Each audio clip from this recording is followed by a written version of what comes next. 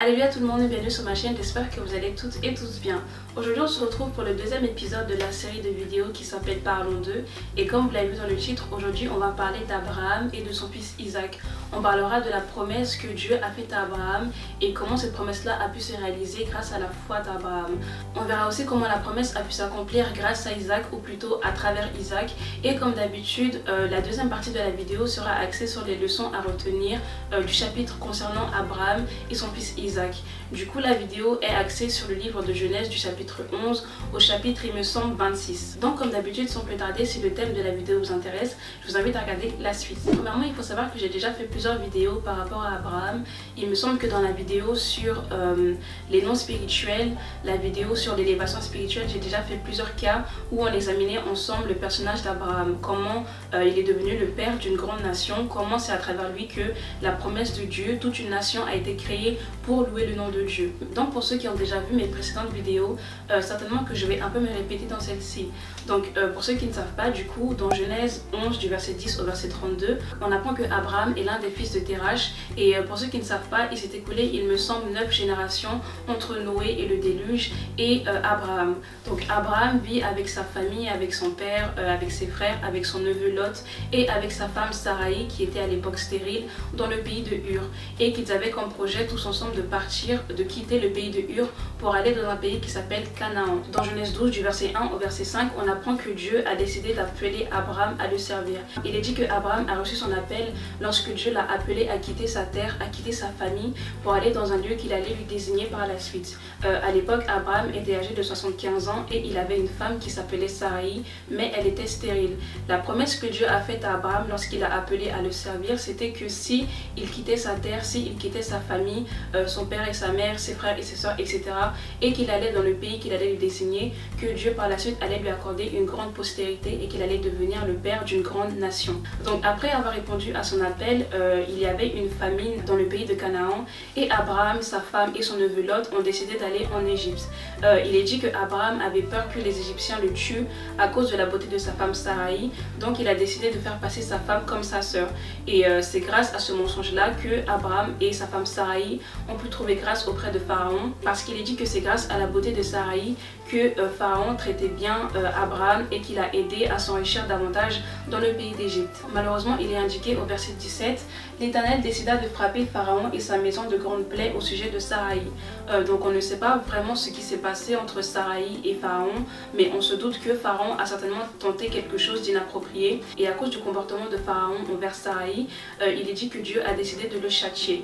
Donc suite à ça, on apprend que Pharaon se met à la poursuite d'Abraham, de ses richesses et de sa femme. Donc pour échapper à la mort et surtout à Pharaon, il est dit que Sarai et Abraham ont trouvé exil dans le pays de Bethel. Et puisque Abraham auparavant avait été béni par Dieu, il est dit qu'il commençait à devenir de plus en plus riche et il commençait à envahir une grande partie du pays de Bethel. Donc il a dû se séparer de son neveu Lot. Abraham a demandé à son neveu Lot de choisir une partie de la terre qu'il possédait et c'est après ça qu'ils ont dû se séparer. Malgré la promesse que Dieu avait faite à Abraham de quitter sa terre en échange d'une grande postérité, Sarai s'inquiétait du fait qu'elle était toujours stérile et que malheureusement elle n'avait toujours pas donné d'héritier à son mari Abraham. Du coup, Sarai a demandé à Agar, qui était sa servante, qui était égyptienne, d'aller vers Abraham afin qu'il puisse lui donner un héritier, afin qu'il puisse avoir une postérité à travers elle. La Bible dit qu'une fois que Agar était tombée enceinte, elle a commencé à regarder sa maîtresse avec mépris, elle a commencé à devenir orgueilleuse, ce qui déplaisait à Sarai qui a décidé de la chasser. Et lorsqu'elle était en train de partir, il est dit que Agar a reçu la visite d'un ange qui lui a donné comme révélation de retourner auprès de Sarai, de s'humilier devant elle et de lui demander pardon parce qu'elle attendait un fils qui allait s'appeler Ismaël et qui allait devenir le père d'une grande nation. Donc après que Agar l'égyptienne était retournée auprès de Sarai, on apprend que Abraham reçut une élévation spirituelle de la part de Dieu, que Dieu a décidé de traiter une alliance avec lui et que suite à cette alliance-là, Dieu a décidé de changer le nom de Abraham. Abraham n'était plus Abraham mais qui devenait maintenant Abraham et que pareil pour Sarah, elle n'était plus Sarai mais elle devenait maintenant Sarah. On apprend également dans Genèse 17 au verset 9 que suite à son alliance avec Dieu, Abraham a décidé d'installer la circoncision pour les mâles, les petits garçons mâles le 8e jour. Que la circoncision était maintenant l'entrée pour tous les petits garçons dans l'alliance que Dieu avait faite avec Abraham. Donc si vous voulez plus de détails par rapport à cette circoncision là, par rapport à l'élévation spirituel, je vous invite à regarder la vidéo sur l'élan spirituel premièrement et ensuite à aller voir la vidéo sur le baptême et la sortie d'enfants. Donc peu de temps après avoir scellé cette alliance avec Dieu et après avoir instauré la circoncision pour les petits garçons, il est dit que Abraham et Sarah reçurent la visite de 3 messagers qui étaient, il me semble, 3 anges que Dieu avait envoyés au devant d'eux pour leur annoncer qu'à la même période l'année prochaine, ils allaient avoir un petit garçon, ils allaient enfin avoir un héritier. Donc après avoir appelé Abraham à aller le servir dans un pays inconnu, après l'avoir élevé spirituellement en lui demandant de changer de nom, donc je pense que vous connaissez tous l'histoire, il est dit que Dieu a demandé à Abraham de sacrifier son fils unique Isaac en holocauste dans le pays de Morija. Il est dit qu'une fois arrivé sur les lieux, et maintenant parce que Dieu savait que Abraham avait foi en lui, qu'il était prêt à sacrifier son fils unique, que maintenant l'Éternel a envoyé un ange pour qu'il prenne un bélier afin qu'Abraham sacrifie ce bélier-là à la place de son fils Isaac. Plus tard, on apprend que le lieu où Abraham devait sacrifier son fils unique Isaac a changé de nom et que maintenant il s'appelait, il me semble, Jéhovah Jireh, parce que Dieu, voyant la foi de son fils Abraham, a décidé d'échanger maintenant Isaac par un bélier. Dans Genèse 24, on apprend que quelques années plus tard, après que Isaac était devenu maintenant un grand homme et qu'il était prêt à se marier, son père Abraham lui a demandé de ne pas prendre de femmes cananéennes, de ne pas prendre des femmes dans le pays où il résidait, mais d'aller dans son pays, dans le pays de naissance d'Abraham pour choisir une femme.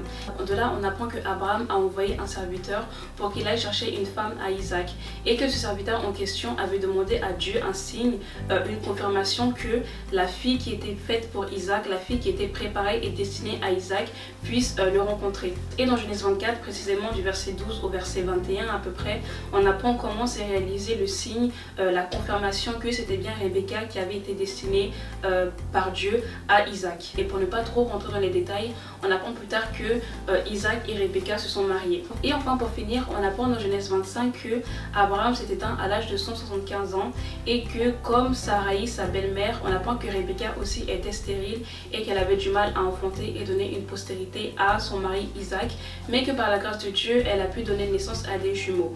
On verra dans 2 semaines, dans l'épisode 3 de Parlons d'eux, comment s'est réalisée la promesse que Dieu avait faite du coup à Isaac à travers ses jumeaux et à travers ses fils Jacob et Ésaü. La deuxième partie de la vidéo, comme je vous l'avais dit, sera axée sur les leçons à retenir de ces chapitres-là. Comme je l'ai dit au début, aujourd'hui la vidéo était axée sur Genèse 11 à Genèse, il me semble, 26, et j'ai, je crois, 4 ou 5 leçons à retenir de ces chapitres-là. La première leçon que je voulais partager avec vous, c'était sur l'importance de répondre à son appel. Dans Genèse 12, du verset 1 au verset 5, comme je vous l'ai dit, on apprend que Dieu a choisi Abraham, que Dieu a appelé Abraham à quitter sa famille, à quitter sa terre et à partir avec sa femme pour un pays inconnu.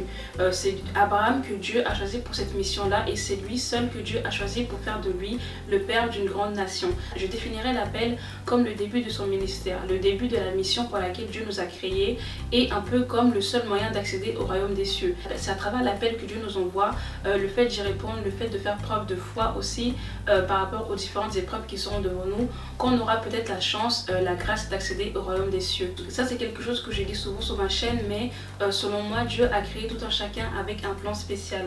Dieu a pour nous des projets, des missions et des ministères bien spécifiques dans lesquels on devrait prendre part. Donc comme on le dit, un appel c'est quelque chose que Dieu nous lance, c'est quelque chose que Dieu nous donne, mais malheureusement beaucoup refusent de répondre à l'appel de Dieu parce qu'ils ont peur de quitter leur famille, parce qu'ils ont peur de quitter leur travail, etc. Si je prends par exemple l'exemple du Christ, il est écrit dans Matthieu 16 du verset 24 au verset 28 que celui qui veut suivre Jésus, celui qui veut être en Christ et s'il veut être sauvé, il doit renoncer à lui-même, il doit se charger de sa croix et il doit suivre le Christ. Et il faut qu'au quotidien, on soit digne de répondre à notre appel. Il faut qu'on soit digne de s'appeler chrétien. Il faut qu'au quotidien, on choisisse Christ par rapport au monde, on choisisse Dieu par rapport au monde, par rapport à notre famille et par rapport à notre passé. Donc le message d'encouragement que j'ai à vous donner, c'est de vous accrocher à Dieu, de vous accrocher à la promesse de Dieu, de vous accrocher à la prophétie que Dieu vous a donnée, la promesse que Dieu vous a faite afin d'être sauvé, afin d'être délivré. Donc nous aussi portons notre croix, soyons fidèles au Christ, soyons fidèles à Dieu et accrochons-nous à la promesse que Dieu nous a faite. Faisons l'effort de quitter nos terres, de quitter notre environnement, parfois même un environnement qui n'est pas forcément sain vu que la plupart du temps on est dans le monde avant que Dieu nous appelle. Donc faisons l'effort de quitter ce monde-là, de rejeter ce monde-là et d'appartenir maintenant entièrement à Christ, d'appartenir entièrement à Dieu. Quand on regarde attentivement le schéma de l'entrée au ministère, on se rend compte que d'abord il y a l'appel de Dieu. C'est Dieu qui nous appelle à quitter notre terre, à quitter le monde, à quitter nos anciennes habitudes pour le suivre et pour accepter son Fils. Ensuite, il y a les épreuves, les tribulations, comme Abraham a eu quand il devait sacrifier son fils, ou comme le Christ a eu lorsqu'il était sur la montagne sainte, lorsqu'il devait être tenté par le diable. À ce moment-là, il faut faire preuve de beaucoup de foi et de beaucoup de connaissances et de sagesse pour s'appuyer sur la parole de Dieu afin de correctement réagir et afin de correctement réussir ces épreuves et ces tribulations. Et après avoir été tenté, après avoir été mis à l'épreuve, une fois que Dieu est assuré que c'est en lui seul que nous avons confiance et c'est lui seul que nous adorons, maintenant il peut nous bénir davantage, il peut nous élever spirituellement, comme il a fait avec Abraham, de lui accorder la grâce de changer de nom à lui et à sa femme Sarah. La deuxième leçon qui selon moi serait importante à retenir, ça serait l'importance de la reconnaissance. L'importance d'être reconnaissant envers Dieu, de souvent le remercier, de souvent lui faire des actions de grâce par rapport à ce qu'il fait pour nous. Dans Genèse 12 au verset 7 et dans Genèse 13 au verset 14 à 18, on apprend que à chaque fois que Dieu bénit Abraham ou à chaque fois qu'une partie de la promesse se réalise, on apprend que Abraham construit un autel à Dieu et que sur l'autel en question, Abraham vient souvent y faire des holocaustes et des actions de grâce pour célébrer et pour louer le nom de Dieu. Donc c'est comme ça que nous aussi, quand on voit que Dieu est en train de nous bénir, quand il nous a bénis par sa grâce dans le passé, il faut souvent le remercier, il faut souvent lui faire des actions de grâce, il faut toujours agir avec humilité, avec reconnaissance devant Dieu. Éloignez-vous de tout ce qui est orgueil, éloignez-vous de tout ce qui est le fait d'être humble de sa personne. Il faut toujours être humble devant Dieu et le remercier pour ce qu'il a fait pour nous.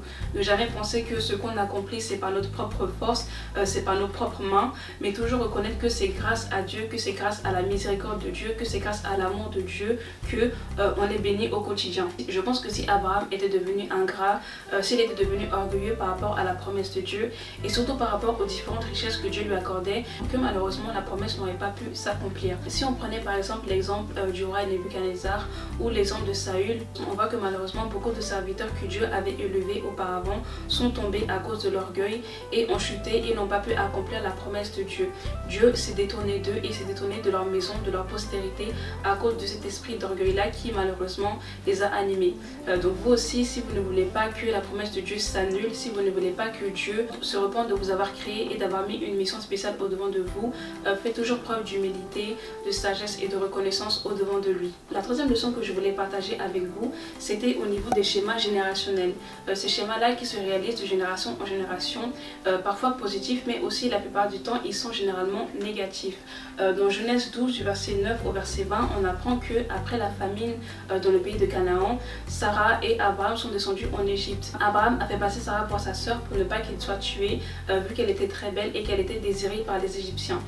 Dans Genèse 26 du verset 6 au verset 11, on apprend que la même scène s'est répétée avec Isaac et Rebecca qui étaient dans le pays d'Abimelech et que aussi comme Rebecca était une femme belle de figure, Isaac l'a fait passer pour sa sœur pour ne pas que Abimelech qui était le roi des Philistins le tue. Et ce type de schéma font typiquement partie de l'ancienne alliance. Dans l'avant-dernière vidéo que j'ai postée, je vous expliquais que l'ancienne alliance, l'alliance du péché, l'alliance de la mort, l'alliance de la malédiction ancestrale à cause du péché d'Adam et Ève nous poussait à de génération en génération pécher contre Dieu et nous pousser à parfois avoir les mêmes comportements que nos ancêtres. La Bible dit que c'est le Christ qui a été envoyé pour abolir ces schémas générationnels, pour abolir ces malédictions ancestrales et pour abolir le fait que de génération en génération la malédiction malheureusement se perpétuait. Ce schéma nous montre que même si Abraham avait été béni par Dieu, même s'il avait été destiné à être le père d'une grande nation, il était aussi l'un des descendants malheureusement d'Adam et Ève, donc il avait aussi hérité de la malédiction ancestrale et du péché originel,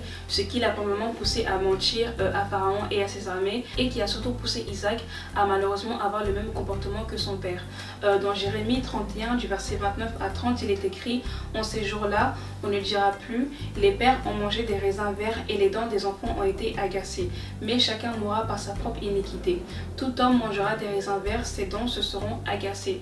Ce verset-là met en lumière le fait qu'à partir du Christ, il n'y aura plus de malédiction ancestrale, il n'y aura plus ce schéma-là qui pousse les parents à pécher et qui pousse les enfants à hériter du mauvais comportement de leurs parents. Donc comme je le disais au début, c'est le Christ qui est venu abolir ces schémas générationnels. C'est lui qui est venu abolir le fait que les enfants héritent du mauvais comportement de leurs parents et que de génération en génération, on continue malheureusement à pécher contre le nom de Dieu. Donc si vous aussi vous voulez hériter de la grâce, si vous aussi vous voulez être délivré des malédictions ancestrales, des esprits impurs, des mauvaises alliances que nos ancêtres ont fait avec les esprits impurs, il faut uniquement adorer Dieu et il faut aussi accepter le Christ comme Seigneur, comme Sauveur pour entrer maintenant dans la nouvelle alliance. Et enfin, la quatrième et le dernier dernier message que j'avais à vous faire passer, enfin la dernière leçon qu'il faudrait retenir et mettre en pratique, c'était au niveau de l'importance de la confirmation de Dieu. Je parle surtout de la confirmation au niveau du choix de l'épouse que Isaac devait prendre. Quand il a demandé à son serviteur d'aller dans le pays de son père pour lui prendre une femme, et que ce serviteur en question a fait une prière en demandant à Dieu de lui donner un signe de confirmation que lorsqu'il allait arriver sur les lieux, qu'il allait avoir pour choisir la femme pour Isaac. Et justement dans Genèse 24 du verset 12 au verset 21, on apprend que la prière du serviteur d'Abraham s'était réalisée lorsque Rebecca s'était penchée vers lui pour lui servir à boire. Et plus tard on apprend que c'est cette femme là en question que Dieu avait en quelque sorte prévu pour Isaac, et suite à cet événement, Isaac et Rebecca se sont mariés. C'est comme ça que je vous incite aussi à prier et à toujours demander confirmation auprès de Dieu lorsque vous avez des choix, lorsque vous avez des projets à faire, à réaliser, etc. Ici en l'occurrence on parle d'un mariage et Dieu seul sait à quel point c'est très important de faire preuve de discernement et de faire preuve de beaucoup de soumission vis-à-vis de ce que Dieu vous a dit par rapport à votre partenaire. Toujours remettre vos projets entre les mains de Dieu, surtout si c'est des projets de mariage, toujours demander à Dieu confirmation de vos songes, de vos visions, de vos intuitions, afin de ne pas vous tromper et afin de ne pas emprunter des chemins qui ne viennent pas de Dieu et afin de ne pas prendre des décisions qui pourraient vous emmener à la perdition. Toujours demander à Dieu confirmation et discernement de ce que vous voyez afin que son plan divin puisse se réaliser et qu'il vous donnera des preuves, des événements comme celui-ci qui vous montrera que vous êtes sur le bon chemin, vous êtes sur le droit chemin, vous êtes en train d'accomplir la volonté de Dieu. Donc voilà, c'est la fin de la vidéo, j'espère qu'elle vous a plu, j'espère ne pas avoir été très longue. Le bilan de la vidéo, ce serait de prendre vraiment exemple sur notre père, le père de notre nation, Abraham. Faisons aussi preuve de foi que lui, ayons foi en Dieu, faisons confiance en Dieu, croyons en la promesse que Dieu nous a faite, essayons aussi de ne pas être comme Sarah, de ne pas douter de la parole, de la promesse de Dieu. Et comme je vous l'ai dit précédemment, faisons preuve aussi de reconnaissance et d'humilité vis-à-vis de Dieu, vis-à-vis de ce que Dieu fait pour nous, des différentes grâces, des différentes bénédictions, des différentes élévations spirituelles que Dieu nous donne, et toujours marchons avec foi, avec humilité et avec reconnaissance devant l'Éternel. Si vous avez des suggestions ou des choses à rajouter, n'hésitez pas à écrire un commentaire ou à venir me contacter directement. En tout cas, comme d'habitude, j'espère que la vidéo vous a plu. Moi, je vous fais de gros bisous. Demeurez dans la paix de Dieu. Que Dieu soit toujours avec vous et avec votre maison. On se dit à dans 2 semaines pour une nouvelle vidéo.